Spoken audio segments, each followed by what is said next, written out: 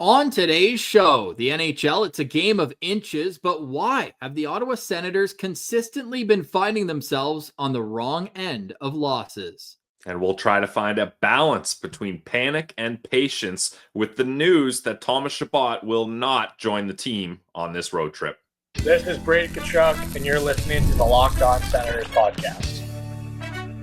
You're Locked On Senators, your daily podcast on the Ottawa Senators. Part of the Locked On Podcast Network, your team every day.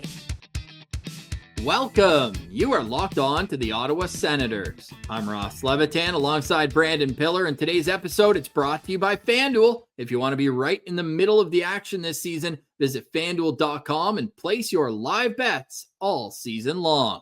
Today is Wednesday, December 10th, and Pillsy, that might have been our longest pre-show meeting because we are trying to make sense of what the Ottawa Senators have pulled off. 0 even strength goals on a 3-game homestand, an 0-3-0 record, and they've now fallen to 1-5 in their last 6 games. Yeah, we are not typically a analytical podcast. We're more vibes guys and eye test, but we pulled out a lot of different stats in this pre-show meeting because we're desperate to find ways to not be panicking about this team. I tweeted out today, this is going to be a Pillsy preaching patience lecture. So either you're going to be happy that I'll soothe you, or you're going to get your bucket of fruit ready to throw at me, and I'm going to do my best to dodge all that. But I don't blame Sens fans that are on the side of feeling panicked. Now, I'm glad, Ross, that we didn't do an immediate record after the postcast. Sometimes we have to do that. We each got a night's sleep.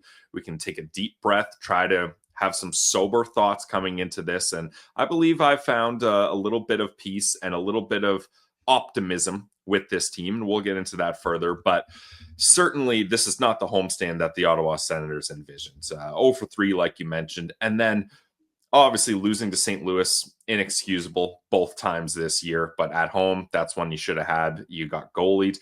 And then last night, oh my God, the special teams were spectacular. Perfect on the penalty kill, 3 for 3. Perfect on the power play, 3 for 3. But you end up losing 4-3 because you can't score a 5-on-5 goal or a 6-on-5 goal for that matter. So just very puzzling spot that the Ottawa Senators find themselves in, as now, Ross, in the standings, they are just 2 points ahead of the dead last Buffalo Sabres. Hey, in the East, there's some West. I mean, we're only talking about the East. Although, Ross, one of my ideas was try to convince Gary Bettman for realignment and somehow have the Sens move to the Western Conference. Because if that was the case, there wouldn't be any panic at all. We'd be like, we're only 1 point out of a wild card spot. So that would be a totally different story. However, I know we're not the best geographic podcast, but I don't even think we would be able to spin zone ourselves into a Western Conference team. No, and everybody's laughing at you saying, you think I'm watching the Sens 41 times a year, more or less, at 10 o'clock at night? No, thanks. I would do it. Painful enough at 7. I would do it. This was painful enough. Now, to those who are panicking, you're looking at the big picture, the losses, and this is a results-driven league. Pillsy has the panic button on his desk. Smacking it out of the way, though. Oh, but don't hit the top of it. Yeah, you got to make sure you smack that at the right side of it. That's true. Yes, you do, but the batteries are in, and there is reason to be concerned. There's no question about that. You can't get away from it after such a disappointing homestand. But if you zoom in to each individual game, you can kind of see why Travis Green continues to preach the message that they're playing well and not getting results. The captain echoing that last night, Brady Tkachuk saying that there are good teams that go through these stretches. And it's fair. The Ottawa Senators, in their last 10 losses, including overtime losses, so last 10 games, they did not leave a winner. That dates back to right after the Chicago meltdown, where Bedard lit them up. 7-3 was the score there. Since then, 10 losses, 9 of them have been by 1 goal. And yes, I'm counting the Rangers game as a 1-goal loss, empty netter in the final minute, but all the others, legit 1-goal losses. 8 of their last 10 legit, 9 if you include the empty netter. Dallas, the outlier, great team, tough situation on the road, 6-1. They get smacked in that one. So that's the outlier. But they are right there. They just cannot find all the parts of their game to come together. It's either the power play plays well and they don't produce at even strength, or it's the opposite. So to find a balance with your opinion on the Ottawa Senators right now seems as difficult as the Ottawa Senators finding a way to bring their game to a level where everything's clicking at the right time. And looking at that is what gives me a reason to believe that I can be optimistic about this team. Now, I know I soft launched that to you and Martian in the postcast yesterday, but you guys weren't having it. You were too upset about the loss, and fair. Again, I don't want people to think that I'm against Sens fans that are pissed off, or I don't think it's valid to be upset with where this team is at right now. That's totally fair. But the Sens are right there. Like, you talk about all those 1-goal games, like a team that has had more success in those 1-goal games. Look at Montreal. They only have 8 regulation wins all year. Now, mind you, they are also out of a playoff spot, sitting at 33 points. But you look at being at 33 points and being 5th in the wildcard race versus 30 and being 9th, you feel a little bit better about how things are going. And obviously they get pumped by the Tampa Bay Lightning last night. You love to see it. But I just think the Senators are closer than people think. And their 5-on-5 advanced analytics are still good. Now, I'm starting to sound like a nerd. Stats are for losers. Well, this team is losing right now, so I'm turning to the stats. But I do think that for all the people that are like, fire Green, what is Steos doing? Blow the team up, trade this guy. You got to use your first-round picks to bring in guys. I just think we need to take a step back. There is, math guy, 53 more games left in this season.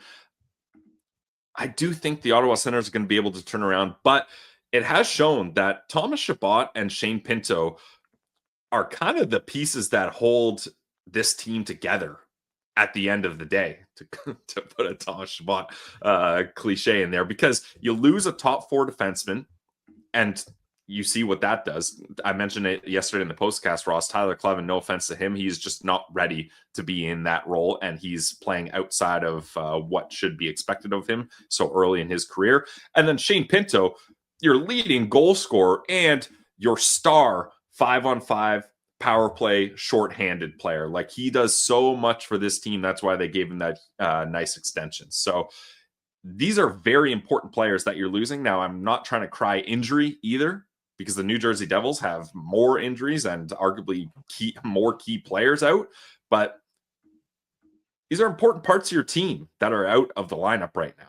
And these are the little differences that can add up, right? You can withstand the loss of one key player. A lot of teams around the league are playing with undermanned rosters. You don't have to look any further than the back-to-back Cup champs who have played the whole season so far without Barkov and without Matthew Tkachuk, plus a whole host of other injuries. So nobody's feeling bad for you. You have to be able to withstand these losses, but certainly there's a new appreciation, I would hope, among Sens fans for Thomas Chabot. And we'll discuss him more in the third segment of today's show. But looking at last night's game, it as a sober second thought for me, because last night it was very emotional. I said it was the most frustrating loss that I've covered in quite some time, because it just felt like they were at least close in the first 2 games of the homestand, and that this was going to be the step to get out in front. And Agreed. They did. They scored first in this game. They had chances in the second period once they tied it at 3 to take the lead. But it's these little breakdowns within a game, whether it's Jordan Spence trying a drop pass at his own blue line and getting picked off for a breakaway there, or just little miscommunications and lack of effectiveness moving the puck in your own zone. Clevin tries to get it over to Spence, doesn't work. He gets caught behind his net, and there's a man wide open on the back door to give the Devils ultimately the game winner. So these are teachable moments, but it's also shining a light that guys are playing elevated minutes and having more responsibility, and with that, making more mistakes within their role. So there is an entire novel to be written of the Senator season so far, and to think we're only so few games in, just 29 games so far this season, you're going to have a lot more opportunity to straighten things out. The good news is that the power play has figured it out. They made some adjustments. Tim Stützle said he's trying to shoot the puck more. Stop me if you've heard that before, but they are looking more dangerous at getting pucks to the inside. They obviously found a way into Jacob Markstrom's grill last night. Yeah. That mentality has to continue. Columbus does not have great goaltending. That should be a game you try to take advantage of. And whether it's Jack Reeves, who does have a ton of potential, Merzlikins has been hit or miss so far this season. This game in particular coming up tomorrow is going to set the tone for the entire 3-game trip that goes to Minnesota Saturday matinee, and then us boots on the ground in Winnipeg on Monday. Now, we know that Chabot won't make the trip. Pinto's out. They're not coming back anytime soon. So if you are on the side of panic, let us know in the comments on YouTube. Would you mortgage some future assets to try to make a move right now? The quick fix, get that piece of tape over it and say, all right, did my job. At least I made a move. Or do you stay steady and look internally to try to fix this? On the other side, we'll discuss how we would approach this upcoming road trip. And beyond that, how can they find some more balance within their lineup so guys aren't having to take on more than they should be asked of? That's next. You're listening to Locked On Senators, your team every day. Today's episode is brought to you by our friends over at Monarch. The holidays are amazing, but they can get overwhelming fast. Travel, gifts, parties, year-end expenses. It's really easy to lose track of your money this time of year, and that's exactly why Monarch has become such a game changer. If you want to keep your finances under control this holiday season, you need to be using Monarch. Rated Wall Street Journal's best budgeting app of 2025, Monarch is the all-in-one personal finance tool that brings your entire financial life together in one clean, simple dashboard. The holiday spending category can be a lifesaver. You can see exactly what's left in your gift and travel budget in real time. In minutes, you can check your net worth, link all your accounts, and keep track of contributions before deadline. Monarch makes money check-in simple, just a minute or two each week, and you're completely up to speed. And it's great for couples, shared dashboards, shared goals, and fewer wait, how much do we spend conversations? So in this economy and this holiday season, don't let financial opportunities slip through the cracks. Use code LOCKEDONNHL at monarch.com in your browser for half off your first year. That's 50% off your first year at monarch.com with code LOCKEDONNHL. Today's episode is also brought to you by the GLEBE Central Pub, a place to share with friends and neighbors in the heart of the Glebe. You can find them at 779 Bank Street. You can head there for a good time and a long time. They've got something going on most nights of the week that you can dig your teeth into, like live music every Saturday night from 9 to midnight with no cover ever. You can go check out the list of performers on the website, GLEBECentralPub.com. You can also check out other regular pub programming like Wing Nights every Monday and Taco Thursday. They've also got trivia on Tuesday nights and open mic night on Wednesdays. There's always something going on at the Glebe Central Pub, 779 Bank Street, walking distance from Lansdowne. So if you're out shopping on the weekend, hitting up a PWHL Ottawa game, or just out and about, stop by the Glebe Central Pub. And when you're going to Sens games, you've already got your tickets, but you're saying, how can I get there? I don't want to sit in the parking lot all night. No, get on the Sens shuttle at the Glebe Central Pub. Get your tickets for all December dates available now on GLEBECentralPub.com, and let them know that Locked On Senators sent you. The vibes are free at the GCP.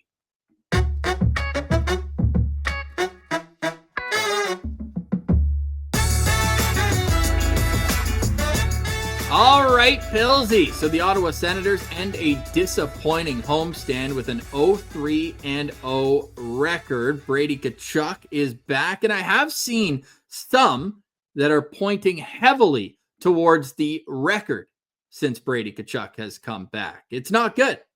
It's frankly not good. But if you look at him individually, our good friend Brandon over at Sens Talk broke down the numbers this morning, and he is producing. He's having his moment, if you will, offensively. He's got the most assists on the team since coming back. He's number 1 in scoring chances. He's number 2 in high danger chances. He's drawn 3 penalties, third best on the team. And he leads the team in hits with 19. So I think there might have been, ourselves included, a thought process that he's just going to come and score a boatload of goals and fix all their problems. But for a guy who missed 6 weeks, like, he's been playing half decent. Yeah, and again, that's something I tried to talk you and Martian off the postcast last night, but you guys were pissed. We weren't hearing it. You weren't hearing it. That's okay. I tried to point that he's still getting shots. He's still hitting. He's still producing points. Now, does he need to score more than 1 goal? Fair. Sure. You'd like to see more than that, although the goal he did score was absolutely epic. So for the fans that are like, Brady coming back is ruining this team, or this team's better off without him, and are saying that the Sens should trade him now, like, that is just absolutely wild. So I won't hear any of that. No, me neither. But what I will say is that maybe there's a part of the other players that felt the way the fans did. Like, oh, Brady's back. Like, good. Like, not relax, but hey, we've got that help. So let me just settle back into my role. Whereas everybody had to grab more of the rope while he was out. So they were kind of tasked, and they did well in maintaining their play and gaining points while he was missing. But those guys all need to step back up and step up in a hurry. Are you of the mind? I think I know where your answer is going to lie, so you can move into what you would do. But would you consider making a few phone calls right now? Because a lot of people, they want to get the trade calls going.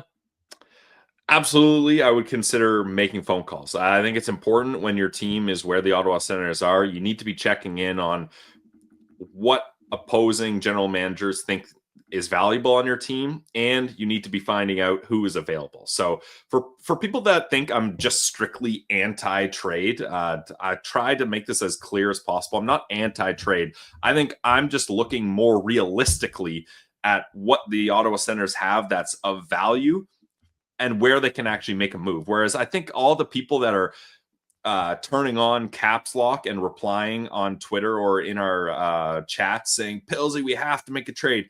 I have not seen one single sensible trade offer to acquire impact player. Not a single one where I'm like, oh, that's actually a trade that would work. And I'm sorry for being lame and trying to be realistic. I know it's not fun. And I know when you're pissed off, you just want to say, it doesn't matter, mortgage the future, get this guy. Again, cool if that's your approach. I'm not trying to get you down or say you're wrong or anything like that. I'm just trying to take a realistic approach here. And I wanted to comment too.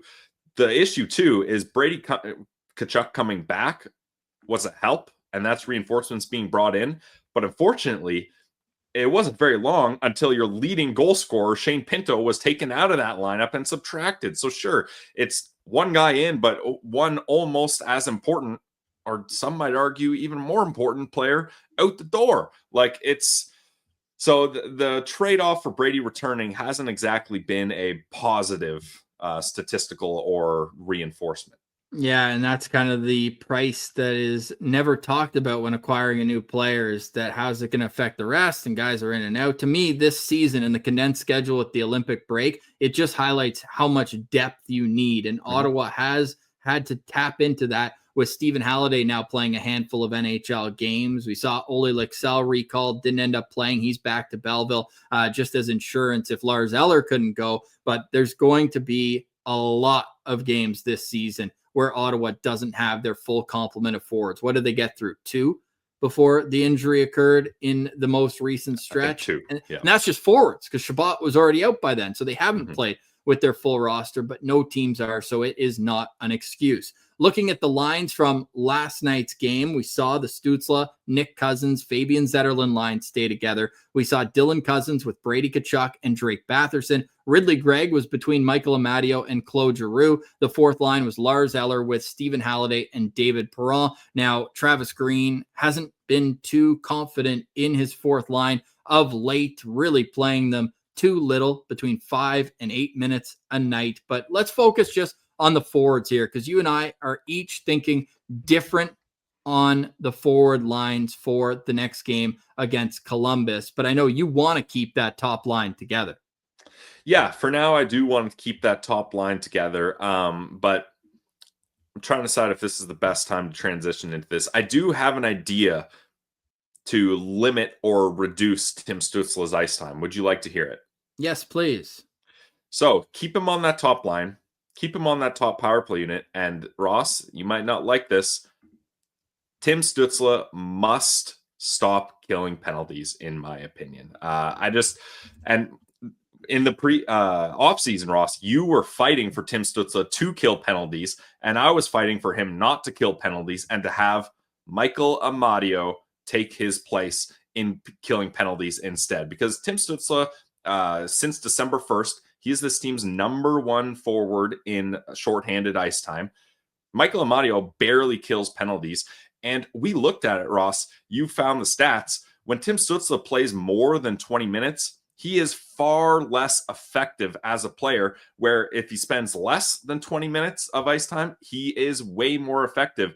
So take out that, on average, approximately 2 minutes of penalty killing time that he has, and you're getting him to a more comfortable number that's going to be feasible and sustainable for an 82-game season and hopefully a playoff run. You can't be running Tim Stützle into the ground like this. It's not like he's been scoring shorthanded, or it's not like the penalty kill has been good with Tim Stützle on it. We're still 31st in the league in penalty kill percentage. Get a player that fits penalty killing in Michael Amadio, doing it way more. Put him with Giroux. Those guys are incredible on a line together. They should kill penalties, in my opinion. And allow Tim Stützle to focus on 5-on-5 and power play where his strengths are. I think, for me, that's a no-brainer. Like, if you looked at the penalty kill and they were doing good and Timmy was using his speed and offensive ability and it was effective, cool. Let him stay there. It's working. It's not working. It baffles me that they're just trotting Timmy out at all situations and burning him into the ground here when it's not effective. And you've got a guy that should be an effective penalty killer. Mind you, Amadio hasn't killed a lot of penalties in his career from what I've seen, but I just think it makes too much sense to make that quick, simple fix. Do I want him playing over 23 minutes a night? No, not every night. But you said since December 1st, he's been killing more penalties. Sens are 18th in the league in PK since then. And he did almost have a chance last night. He almost had one, flipping it up, and he tried to chase it, but Markstrom beat him there. And I completely realize the irony. Weird time for me to make a bold stance on the penalty kill after they just killed off all three and have been perfect in their last 3 home games on the penalty kill. But overall, the more thing I'm pointing towards, Ross, is finding ways to adjust Tim Stützle's ice time, because with it climbing, it just hasn't been effective. And that's an easy one for me. So where's your percentage of panic right now? 100% means they're absolutely done, dead. And 0% means they're going to make the playoffs, no doubt. And 50s in the middle. I'll say I'm in the 60s, maybe 65%. Yeah, I'm probably inching closer to 70%. But yeah, in that, this 3-game trip is going to be humongous coming up. And we both have different ideas of what we think the forward line should look like for this game in Columbus. And we'll discuss them next. You're listening to Locked On Senators, your team every day. Today's episode is brought to you by our friends over at FanDuel. NFL Sundays move fast. One big play and suddenly everything feels different. That's what makes live betting with FanDuel so exciting. You're not just watching the game, you're reacting to it in real time. With FanDuel, you can place bets as the action unfolds, every drive, every momentum swing, every highlight moment. Live betting is best when the game starts to shift. A receiver gets hot, a defense tightens up, or the momentum flipped after a key turnover. FanDuel lets you jump into the moment. Live spreads and money lines adjust instantly. Player props update as guys heat up. You can bet next touchdown score, next drive results, totals, and more. It keeps you locked into every snap, every drive, every possibility. So if you want to be right in the middle of the action this season, visit FanDuel.com and place your NFL live bets all season long. FanDuel, the game moves fast, and so can you.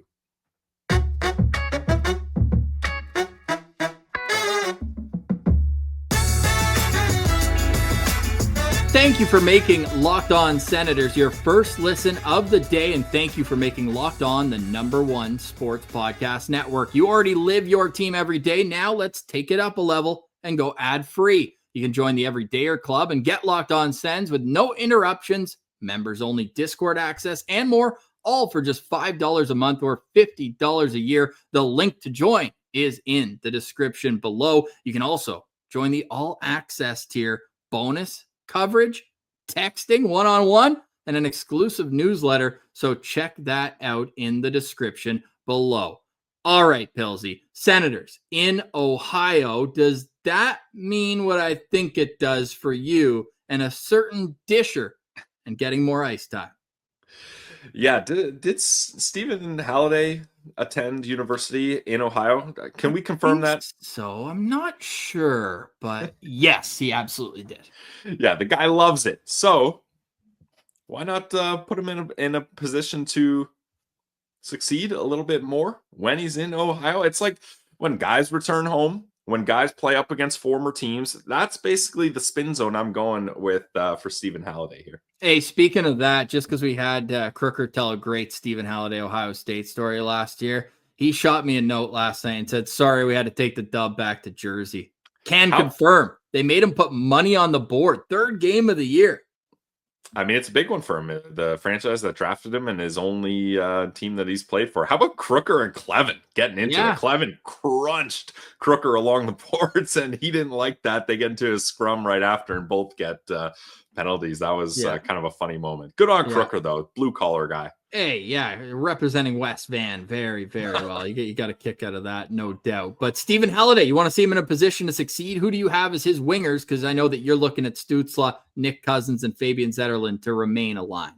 Yes, sir. Are you going to pull the lineup up, or do you want me to read it here? If you're watching on YouTube, there.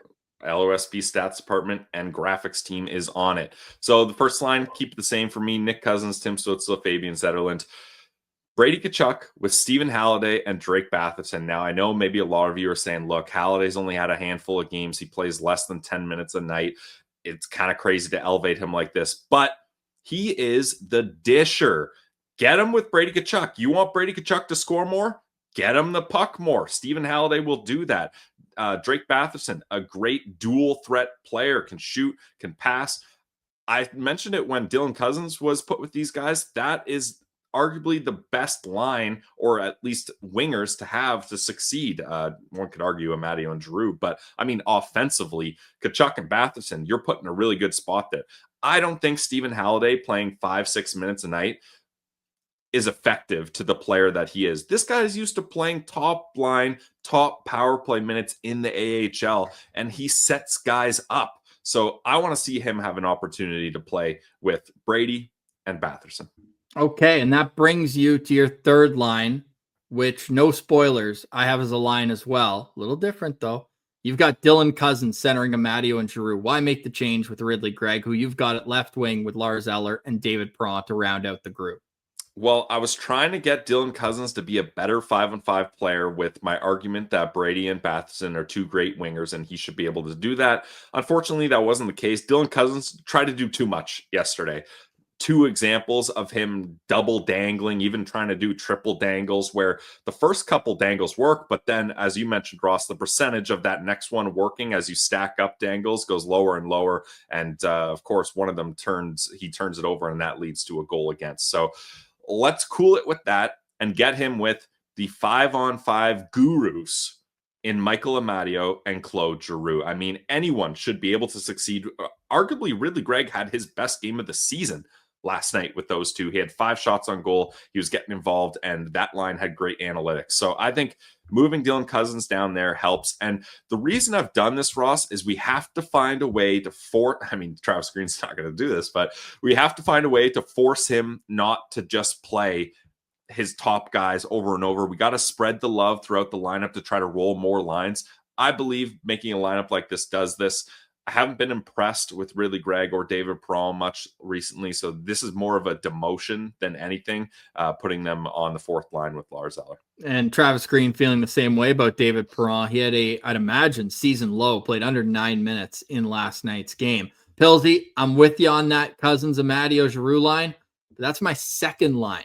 I want to see them. Okay. And look, They often do play more at 5-on-5, but I do think that having that line together could really benefit Dylan Cousins. And not to mention, even though Gregg did get some shots last night, they haven't been producing offense nearly at the same clip since Shane Pinto left. No surprise, guy leads the team in scoring. But that said, when you have a different look like this, I think it could add that offense back to the line while still having that elite defensive presence, just with the hockey IQ of Michael Amadio and Claude Giroux carrying a lot of the load there. I'm loading up the top line as well. I think I more so went with the thought process that I can't convince Travis Green to roll 4 lines. So with that, I want it to be in an incredibly front-loaded lineup. So I've got Tim Stützle with Brady Tkachuk and Drake Batherson. You want to get out of a slump, you give the keys to your top players and you say, go get it yourself. That leaves Ridley Gregg as my third-line center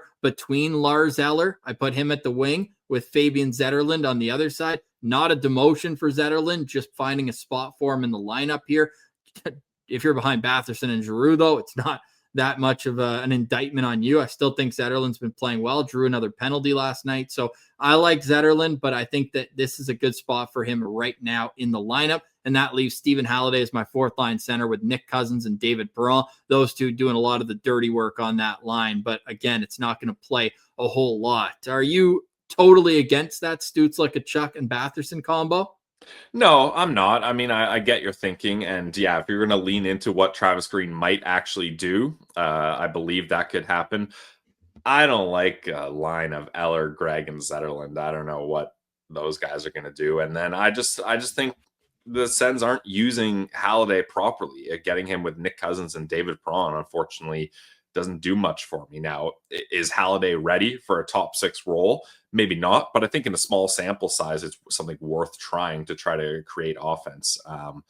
The one happy change that I'd be willing to make would be to flip Halliday and Gregg and have a line of Halliday with Eller and Zetterlund. At least that has some offensive kick to it. You get the disher, you get the shooter in Zetterlund and the worker in Lars Eller. So you kind of have that prototypical line. And then you've got the rat infestation of Ridley Gregg with Nick Cousins and David Perron. And I would prefer that. That to me would spark. And we've seen a little bit of those three playing together, but very limited sample size. So that's how we'd set up the 5-on-5 lines heading into the Sens matchup against the Columbus Blue Jackets. We'll have a full game day preview on tomorrow's episode of that. The Columbus Blue Jackets coming off a 4-1 loss in Carolina. They just ended a 3-game road trip where they went 0-2-1. Tough trip though. Florida, Washington, and Carolina, the 3 games there. They have won their last home game 6-5 in a shootout over Detroit, and they previously lost their last 2 home games before that in overtime. So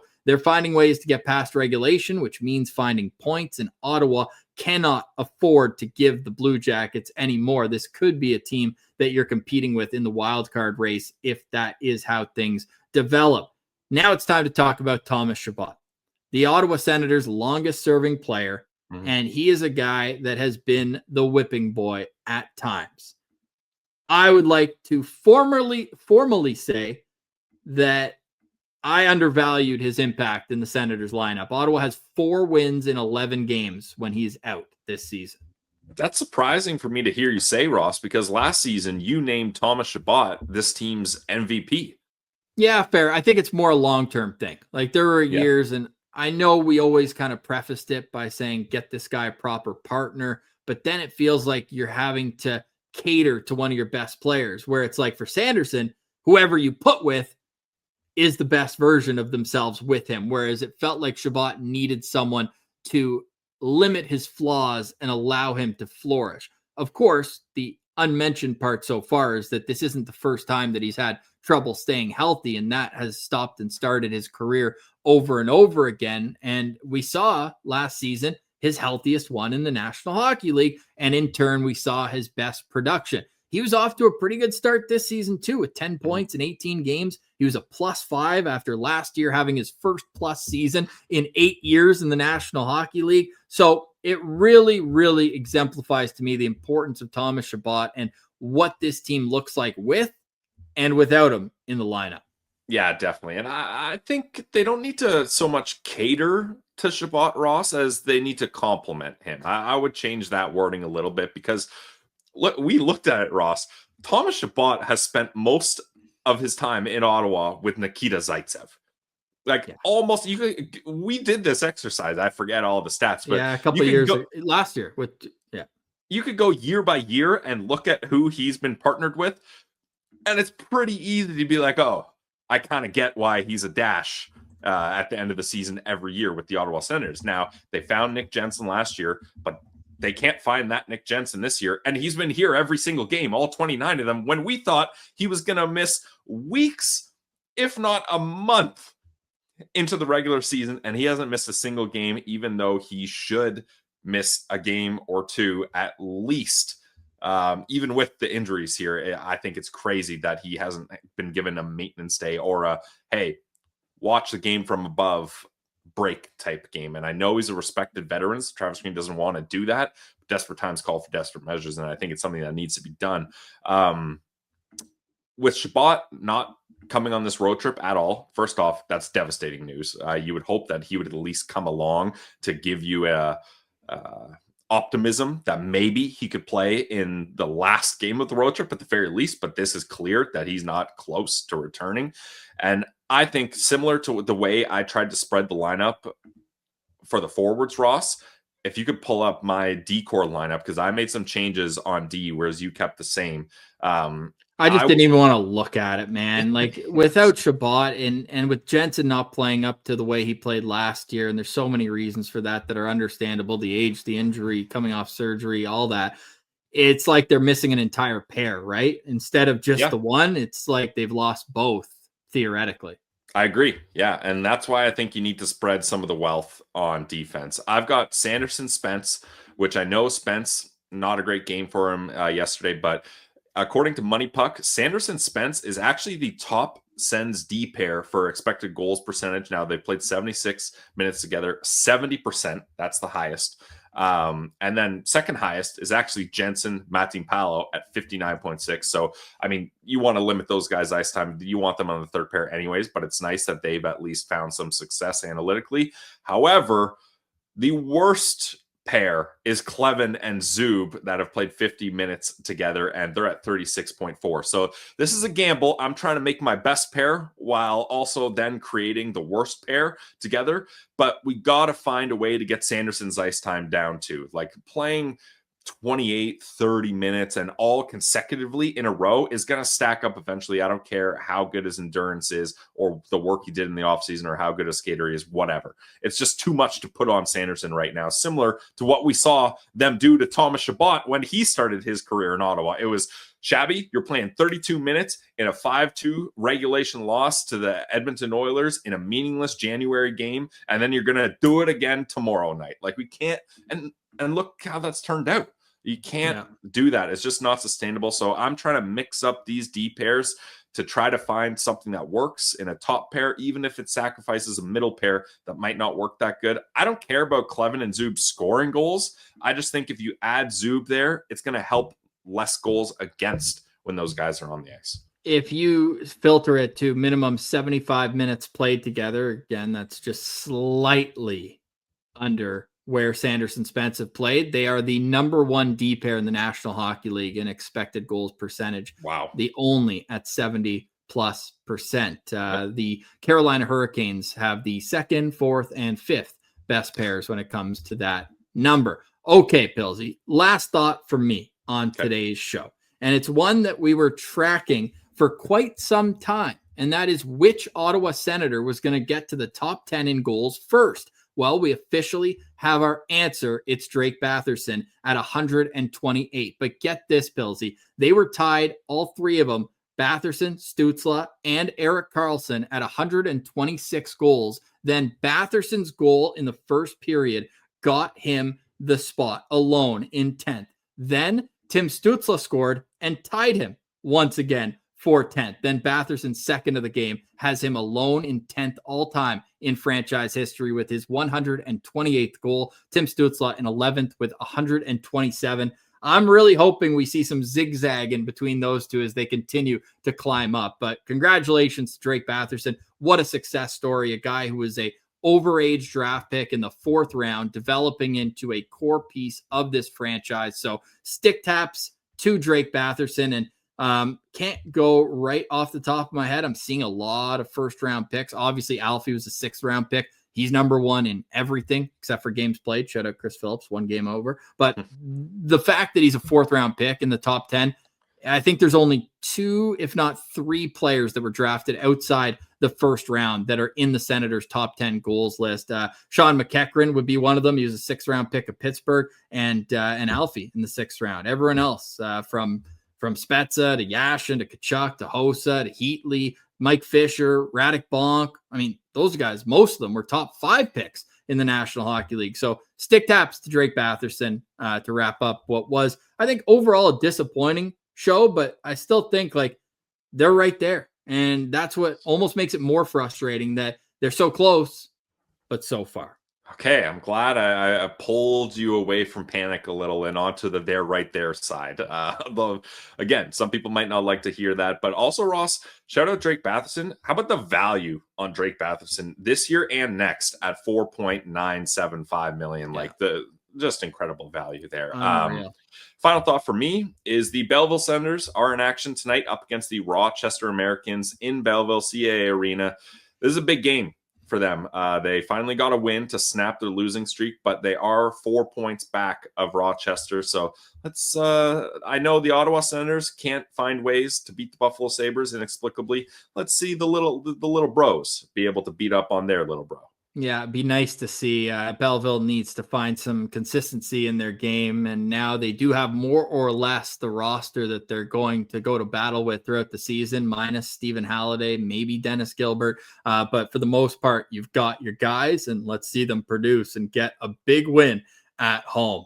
Okay, we got so much to get to later this week. I mean, boots on the ground. We'll be doing a live episode ourselves. Postcast's going to be awesome next Monday. So make sure you subscribe everywhere so you don't miss an episode of Locked On Senators. And the Everydayer Club has been a smashing success so far. We really appreciate everybody who's done their membership as well as the all access subscription. You can get either one. Again, nothing changes with your daily Locked On Senators, but I always make it worth noting that you can go, if you get the members only, the ad-free version, you can add it to your podcast feed. So you don't have to go somewhere else to listen to the show. It comes to you right where you need to be. The Discord was awesome during the game last night, and we expect this to just continue moving in the right direction and getting all sorts of engagement through the Discord. And you just get bonus episodes for the all access subscription. It really is a cool initiative. So we'd love you to give it a try on a monthly subscription, or if you want a little discount on the overall cost, you can get an annual subscription. You can get the link to join that through our bio below the episode, whether you're listening or watching to Locked On Senators. For today, we say goodbye. Thank you so much for liking, watching, listening, and engaging with the show. For Brandon Piller, I'm Ross Levitan, and this has been another edition of the Locked On Senators podcast, your team every day.